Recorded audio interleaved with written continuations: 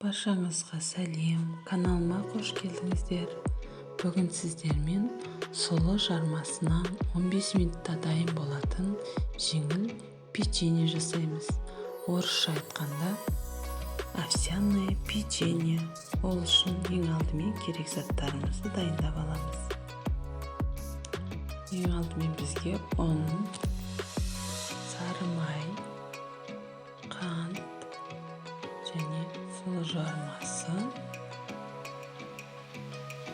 және бір жұмыртқа керек болады.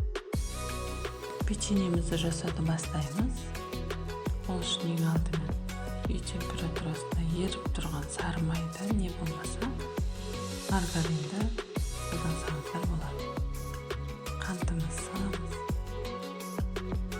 Екеуін бірге жақсылап араластырып аламыз. Жақсылап араласқан сары майымыз бен қантымыздың үстіне жұмыртқамызды саламыз.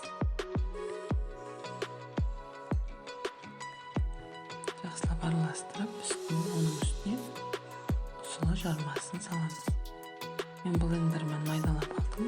Майдаламасаңыздар да болады.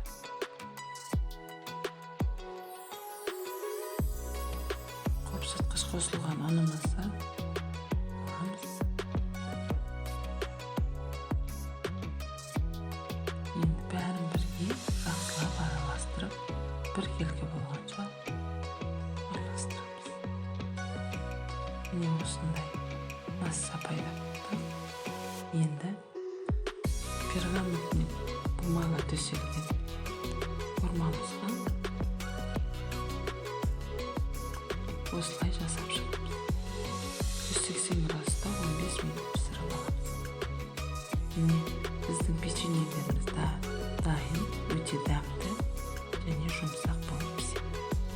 Жасап көрулеріңізді кеңес беремін. Арнама жазылып қоюды ұмытпаңыз.